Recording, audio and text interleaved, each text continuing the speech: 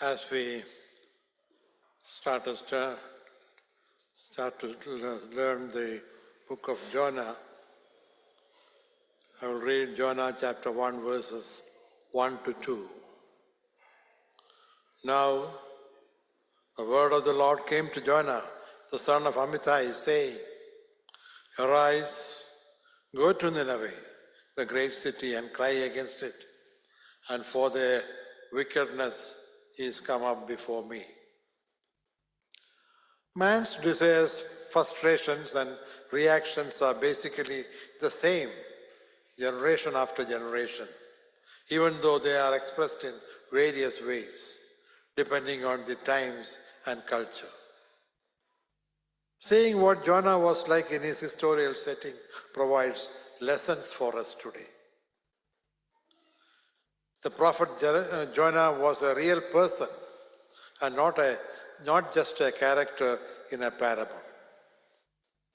Though Jonah was a rebellious servant, God forgave him, used him, and tenderly sought to help him to overcome his anger. Jonah was from Gath-Hepher in Galilee, a village in the territory of Zebulun in Tiberias Road, just a few miles away from Nazareth.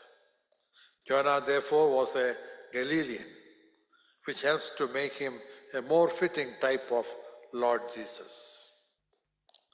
The main character in this book is neither the prophet nor the great fish, but God, who is mentioned 38 times.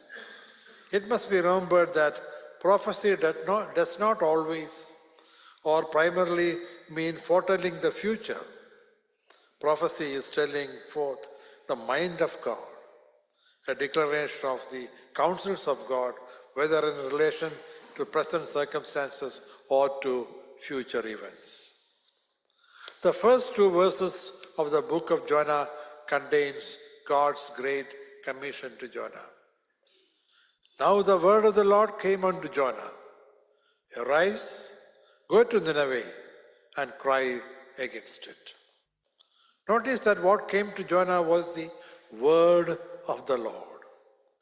A similar phrase occurs more than 90 times in Old Testament, most of which are found in the prophecies of Jeremiah and Ezekiel.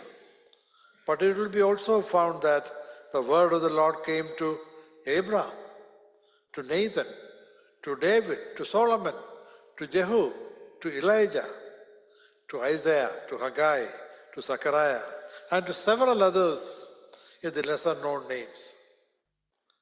If it was only been a message from someone else, it would not have been as important. But the fact that it was a message from God made it all important. The word of the Lord is established in heaven, and it demands a response. The Lord's commands to Jonah was three specific acts: arise, go, cry. Arise is a familiar word in servants of God in the Old and New Testaments. It was a command to Jeremiah 18:2, to Philip, Acts chapter 8, verse 26, to Saul of Tarsus, Acts chapter 9, verse 6, to Ananias, Acts chapter 9, verse 11.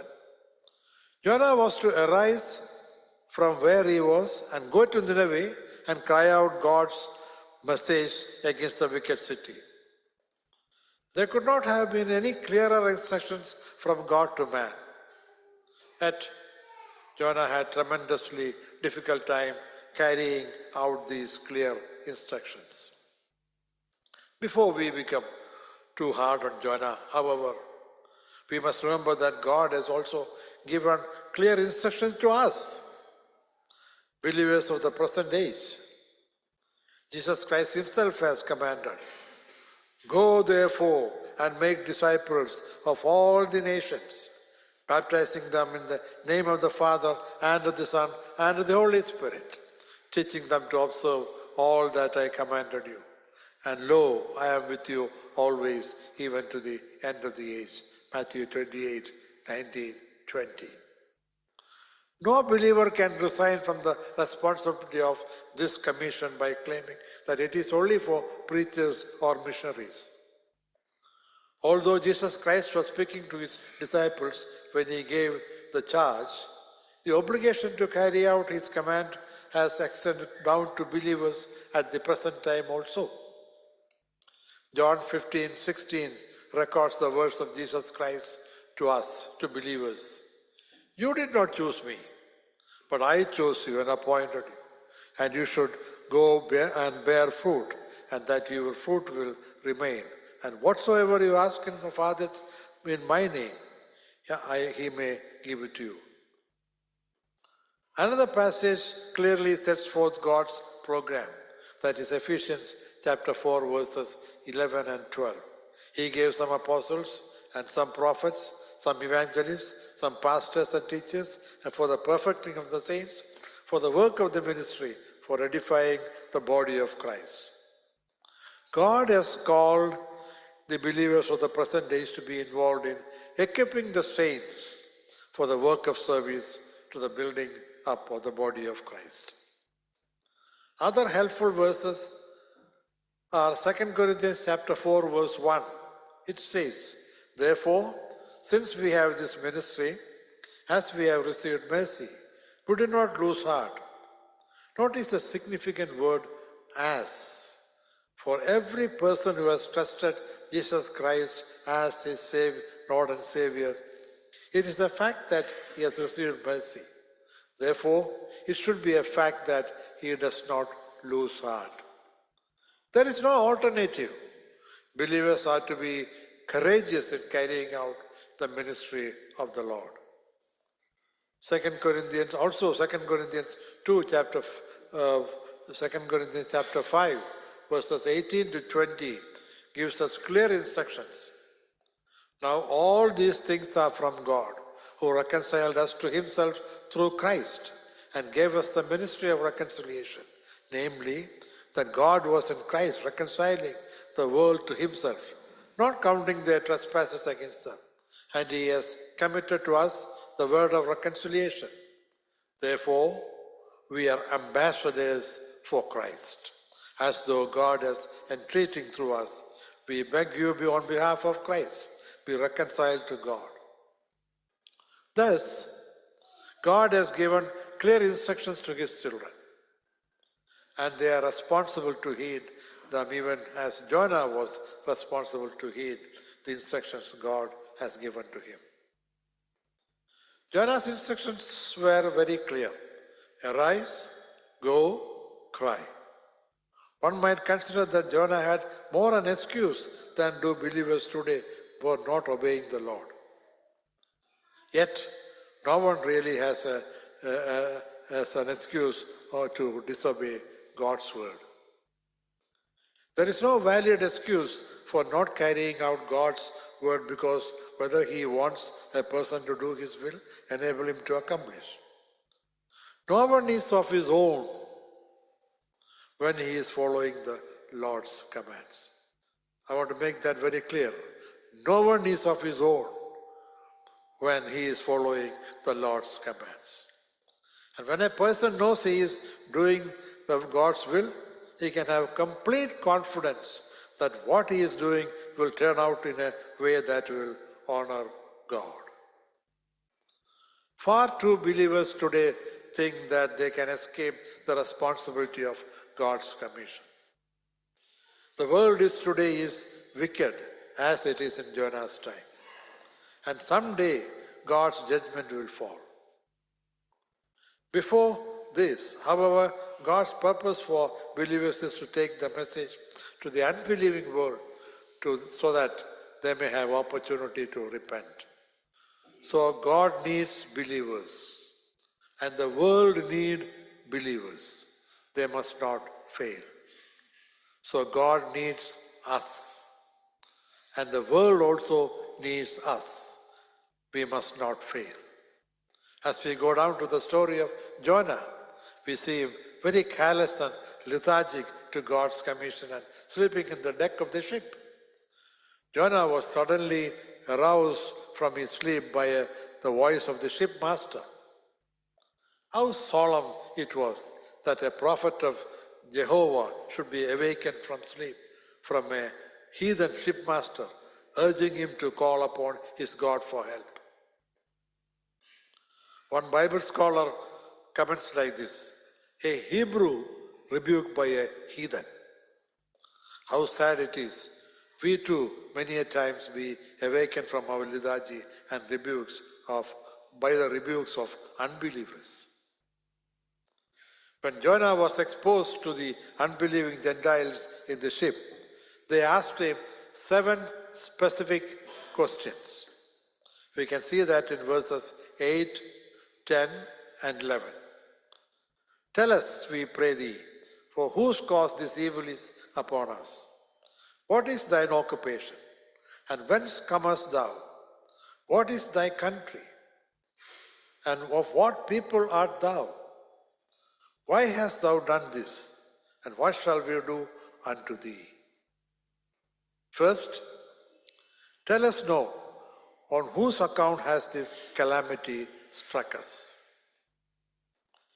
The world called for Christians to identify himself, even as the unbelieving Gentile sailors asked Jonah to explain the reason for the violent storm.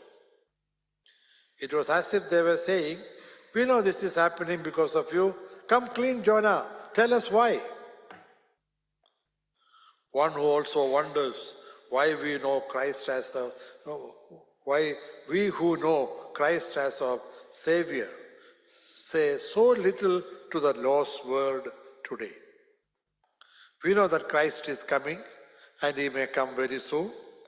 But we say so little to those who have not heard the message. It is understandable that the world does not believe Christ is coming soon because they do not see us living as if we believe he is coming soon. Too many of us have our eyes focused on this world and its material possession. And as a result, unbelievers see no difference between us and themselves. What a shame it is when there is no visible difference between the children of God and the children of the world. Voltaire claimed to have become an atheist because he did not see Christians living the way they supposedly believed. It is doubtful that that was his real reason, but at least it shows the awesome responsibility we have before a watching world. Mahatma Gandhi, who got the idea of non-violence from the Bible, also said that he is disappointed that the life of the so-called Christians. Second, the men asked Jonah, what is your occupation? In other words, they were asking, what are you doing here? Are you on business? In answering their question, Jonah admitted that he was fleeing from the Lord. What would you answer if someone asked you, what is your occupation? Although believers work in a variety of jobs in order to earn a living, their chief occupation is to be ambassadors for Christ. Manu was just mentioning that in the beginning. Apostle Paul earned a living by tent making, but he said himself and about other believers, we are ambassadors for Christ. An ambassador represents a particular country, and we are to represent heaven because our citizenship is in heaven, from which also we eagerly wait for a Savior, the Lord Jesus Christ. Philippians 3:20. Beloveds, it's an awesome responsibility that we have. Ezekiel chapter 3 verses 17 to 19 and Isaiah chapter 1 verses 3 to 21 tell us of the responsibility of God's people have to others. If we do not share them with the truth, we know their blood will be in our hands. Third, the sailors asked Jonah, where did you come from? Although the book of Jonah does not specifically record Jonah's answer to this question, it is likely that he told them that he came from Israel, and inasmuch as he told them that he is fleeing from the presence of the Lord. It is true that we come from a specific geographical location, but it is also even more true that our origin is in heaven. Every person who is trusted Jesus Christ as Savior has been born from above. In fact, the expression born again in John chapter 3 verses 3 and 7 literally means born from above. Let us who are born up from above evidence this new life in Christ by the way we live and talk. We must guard against being like Jonah, who had to put on the spot before he could admit that he served the true God. Fourthly, the sailors asked Jonah, "What is your country?" The direct answer is not recorded to this question, but since Jonah admitted being a Hebrew, the sailors would have known that he come from the land of Canaan. For those of us who know Jesus Christ as Savior, in addition to our being from a specific geographical location, we are really of heaven. This world is not our home. We are only passing through. Actually, we are aliens in this world because our real home is heaven. As the world views us, can they tell by our values, our lifestyle, and talk that we are citizens of heaven? If they see no difference between themselves and us, they will see no need to trust Jesus Christ as Savior. Fifthly, the sailors asked Jonah, "From what people are you?" Jonah's answer to this question was, "I am a Hebrew." For those of us who know Jesus Christ as Savior, in addition to coming from a specific ethnic group, we have spiritual ties that are even more significant. Every believer in Christ during this present age is a part of the bride of Christ. It is proper to speak of the church of the present times as a bride because later, when we will be united with Christ, it is said in Revelation chapter 19, verse 7, "Let us rejoice and be glad and give glory to him, for the marriage of the Lamb has come, and his bride has made herself ready."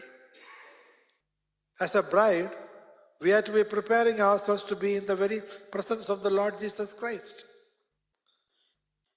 It would be sad here on earth to view a bride who did not prepare herself for the wedding in order to be pleasing to her husband. It is far more sad, however, to view Christians who are unconcerned about preparing themselves to stand in the very presence of Christ. What kind of bride are we if we do not show happiness and joy at the prospect of meeting Christ face to face? The sixth, the sailors asked Jonah, "How could you do this?" They were unable to understand how Jonah could be a Hebrew and claim to believe in the God of heaven and yet bring this violent storm upon them, seeking him to flee from his presence.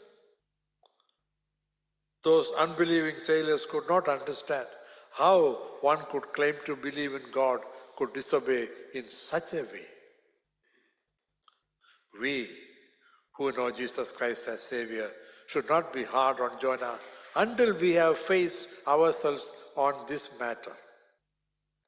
What a sad testimony we give if we claim to be children of God and even call Jesus Lord, yet do not do things that honor him. Where we have failed, let us confess our sins to the Lord and claim the forgiveness of 1 John 1:9. Let us focus our attention on Christ and allow him to accomplish his work in and through us. Seventh question, the sailors asked Jonah, what should we do to you that the sea may become calm for us? Jonah's answer was direct. Pick me up and throw me into the sea. Although Jonah's words were courageous, it is possible that he was still more willing to perish than to go into Nineveh and obediently preach the word of God. It seems that Jonah had more concern for the sailors than he did for the people of Nineveh, to whom God has specifically sent him. This should cause us to check our hearts to see if we have the kind of love for others we should have. Whereas 2 Corinthians chapter 5 verse 10 reminds us, every believer that he will stand before the judgment seat of Christ. Verse 14 reveals that Christ's love constrains us. Does it really constrain us? Have we really grasped the fact that there is nothing deserving in ourselves? The world would expect reality from those who claim to be believers in Christ. If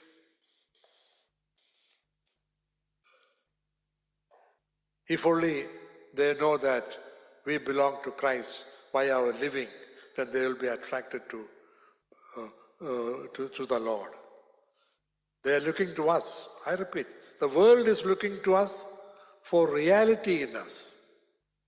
Let us not be negligent in this regard.